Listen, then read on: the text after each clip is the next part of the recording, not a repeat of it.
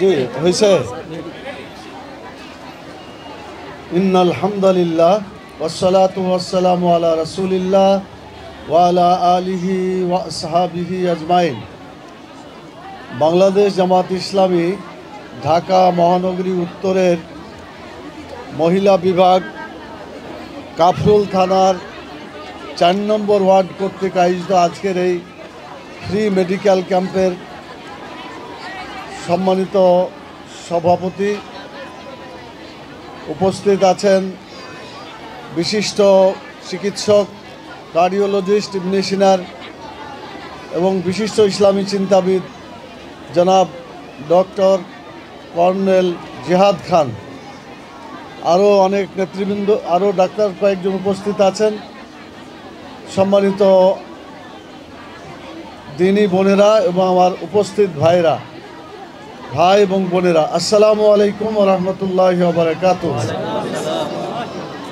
আল্লাহ তাআলা কোরআন মাজিদে স্পষ্টভাবে বলেছেন, কুনতুম খায়রা উম্মাতিন নুখরাজাত লিন-নাস, তোমাদেরকে সবচেয়ে শ্রেষ্ঠ জাতি হিসাবে মানুষের মধ্য থেকে বেছে বের করা হয়েছে, যাতে মানুষের তোমরা উপকার করতে পারো, কল্যাণ করতে পারো। মানুষের কল্যাণের জন্যই আমাদেরকে দুনিয়াতে আল্লাহ তাআলা পাঠিয়েছেন। মানুষের কল্যাণ করাটাও একটা বড় ইবাদত। অতএব একটা বড় ইবাদতের উদ্যোগ নিয়েছেন আমাদের মহিলা বিভাগ কাফরুলের এই ওয়ার্ডের দিনী বোনেরা। প্রথমেই আমি আল্লাহ তাআলার শুকরিয়া আদায় করার পরে যারা এই আয়োজন করেছেন তাদেরকে ধন্যবাদ জানাই। রাসূল সাল্লাল্লাহু আলাইহি সাল্লাম একটি সুন্দর হাদিসে বলেছেন যে 5টা জিনিসের আগে 5টা জিনিসের সম্মান করতে হয়। মৃত্যু আসার আগে হায়াতকে, ভালো মানে অসুস্থ থাকার আগে সুস্থতাকে, এইভাবে অনেক সুন্দর সুন্দর মানে বিষয় সম্পর্কে রাসূলুল্লাহ সাল্লাল্লাহু আলাইহি সাল্লাম বলেছেন।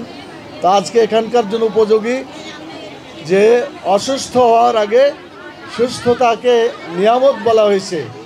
আমি এটার ব্যাপারে প্রথম কথায় বলতে চাই, সম্মানিত দিনী বোনেরা, আজকে যেহেতু ব্রেস্ট ক্যান্সার সম্পর্কেই মূলত আপনাদেরকে এখানে ট্রিটমেন্ট দেওয়া হচ্ছে, আমি বলতে চাই ইংরেজিতে একটা কথা আছে, prevention is better than cure, অর্থাৎ চিকিৎসা করার চাইতে সচেতন থেকে ভালো থাকাটা অনেক উত্তম। সেজন্য আজকে আপনাদের এখানে চিকিৎসা যারা নিচ্ছেন তারা তো নিচ্ছেন, আপনার বাড়িতে গিয়ে এলাকায় গিয়ে সবাই প্রচার করবেন এটাই, যে এটার জন্য যে প্রশিক্ষণ আজকে দেওয়া হবে, বিশেষ করে যে অসুখের কথা বলা হচ্ছে, এটার জন্য কি কি প্রিভেনশন নেওয়া উচিত, কি কি সতর্কতামূলক ব্যবস্থা গ্রহণ করলে এই অসুখটা হয় না, সেটাই আপনার করার চেষ্টা করবেন। সম্মানিত দিনী বোনেরা, আমি আরেকটি কথা বলতে চাই। একটু আগেই আমাদের মহিলা বিভাগের সেক্রেটারি জনাব নুরুন্নেসা সিদ্দিকা খুব সুন্দর কথা বলেছেন। ওই কথাগুলো আমাদেরই কথা, আমি এটাকে রিপিট করতে চাই না সময়ের কারণে। আমি একটা কথাই বলতে চাই, এটা মানুষের স্বাস্থ্যের জন্য যেমন দরকার, ঠিক একইভাবে আমাদের দেশের সকল ব্যবস্থাপনার দিক থেকে, যে কোনো দিক থেকেই যদি আমরা আগেই সচেতন হই, তাহলে আমাদেরকে আর এটার জন্য কোনো চিকিৎসা নিতে হবে না, কোনো কষ্ট করতে হবে না।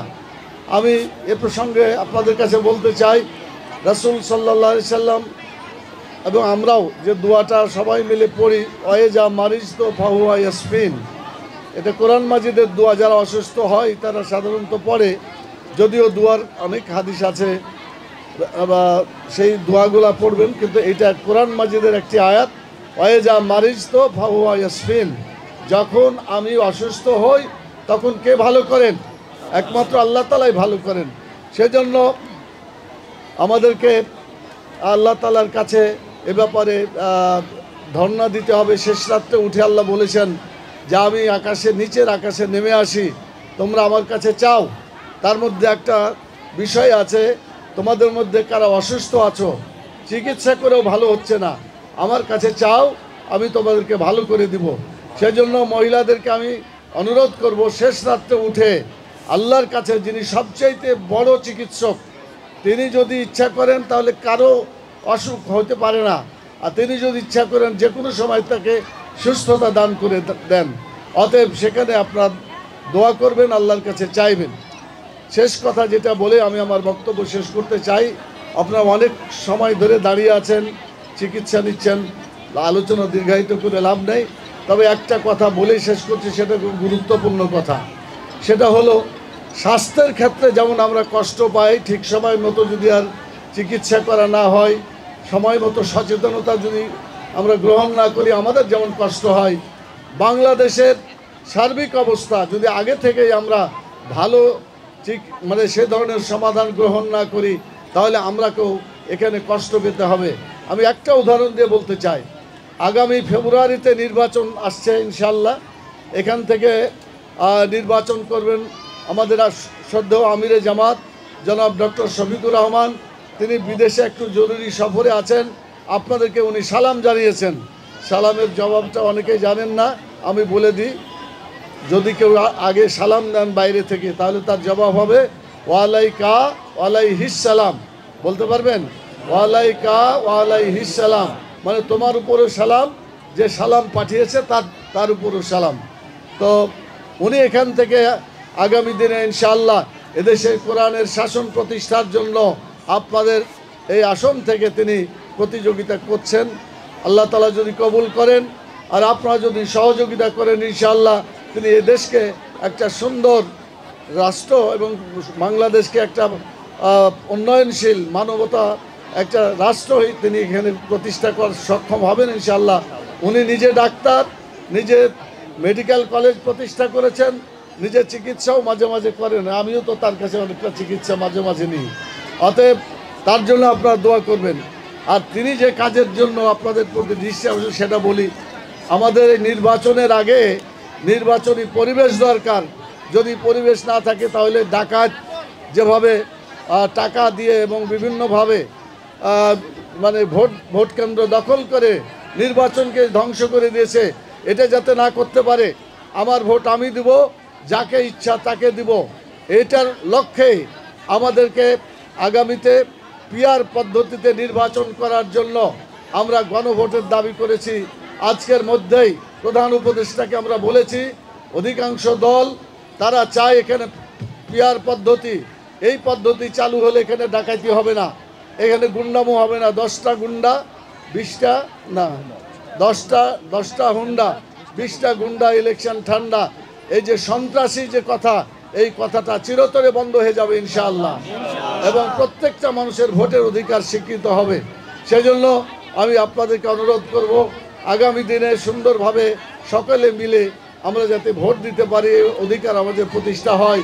বাংলাদেশকে একটা সুন্দর ইসলামী রাষ্ট্রে পরিণত করে, যেভাবে মুহাম্মদুর রাসূলুল্লাহ সাল্লাল্লাহু আলাইহি সাল্লাম মদিনায় ইসলামী রাষ্ট্র কায়েম করেছিলেন, এবং সেখানে এমন ব্যবস্থা করেছিলেন যে ডাক্তার পর্যন্ত যায়া তার রুগী খুঁজে পায় না। এক ডাক্তার রাসূল সাল্লাল্লাহু আলাইহি ওয়াসাল্লামের রাষ্ট্রে আসলেন, আসার পরে বসে থাকে, কিন্তু কোনো রুগী আসে না।